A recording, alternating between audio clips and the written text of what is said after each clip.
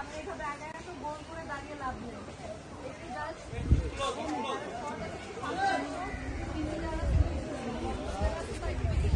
সেই মেয়েদেরটাও যারা শর্ট আছে সামনের দিকে আসো, ঠিক মতো দাঁড়াতে হবে। এভাবে দাঁড়ায় লাভ নেই। তোমরা একটু এদিকে স্ট্রেট হও, একটা লাইন স্ট্রেট করো, মানে অ্যাসেম্বলির মতন একটা দাঁড়াও। আসো এই পাশে দাঁড়াও, ছবি ইউএসএর অপরাধ প্রতিরোধ কল্যাণ সংস্থা ঢাকা বিভাগীয় কমিটি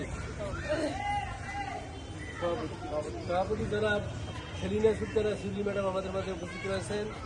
আমাদেরকে ডেঙ্গু জ্বর বিষয়ে সচেতনতা উপলক্ষে কিছু বক্তব্য রাখবেন এবং একই সঙ্গে তিনি তোমাদের বিদ্যালয়ে বৃক্ষরোপণ করবেন। ম্যাডামের জন্য একটা হাততালি দেওয়া হবে।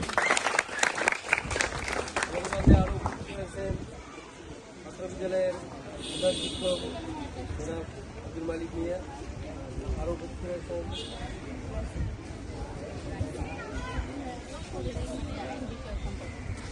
আইসা বিনতে আরিফ অ্যালাইন বিষয়ক সম্পাদক অপরাধ প্রতিরোধ কল্যাণ সংস্থা ঢাকা। হ্যাঁ, ম্যাডামের জন্য একটা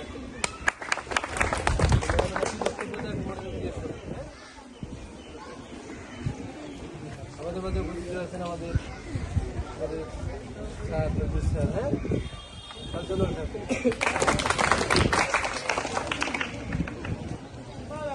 আজকে আমরা তোমাদের মাঝে এসেছি গাছ লাগাবো এবং এই যে ডেঙ্গু জ্বর হচ্ছে এটা থেকে আমরা কিভাবে পরিত্রাণ করতে পারি সেটার জন্য একটা লিফলেট দিব, সেটা তোমরা পড়বে, পড়ে সেইভাবে চললে পরে আশা করি তোমাদের সেই ডেঙ্গু জ্বর হবে না এবং সচেতন থাকতে পারবে।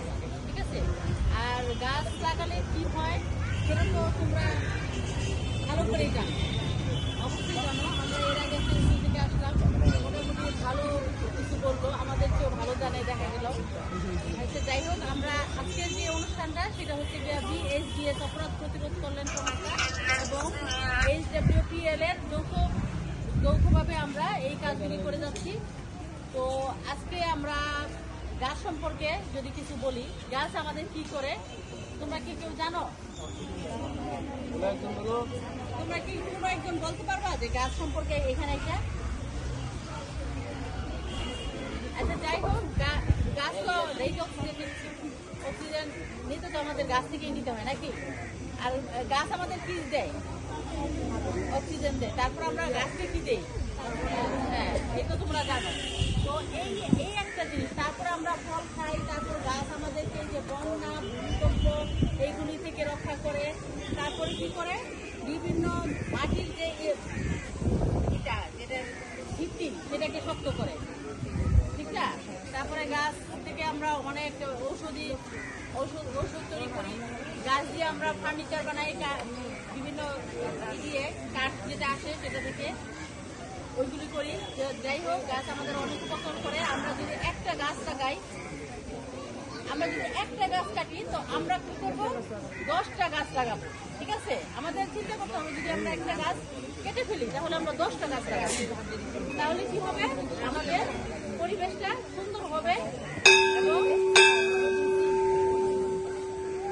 যাই হোক, আমরা এই বলে আমাদের বক্তব্য শেষ করছি। তোমরা গাছ সম্পর্কে সচেতন হও, ডেঙ্গু মশা সম্পর্কে সচেতন হও, এই আশা করি। আল্লাহ হাফিজ। নিয়ে যাও।